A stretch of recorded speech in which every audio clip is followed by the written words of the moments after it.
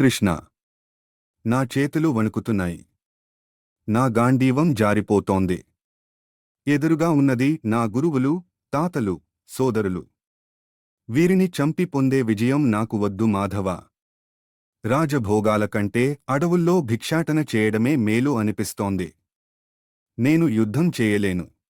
పార్థ, ఈ క్లిష్ట సమయంలో నీకు ఈ పిరికితనం ఎక్కడి నుండి వచ్చింది? ఆత్మకు పుట్టుక లేదు, చావు లేదు. అర్జున, ధర్మం కోసం పోరాడటం నీ బాధ్యత. ఫలితం గురించి చింతించకు.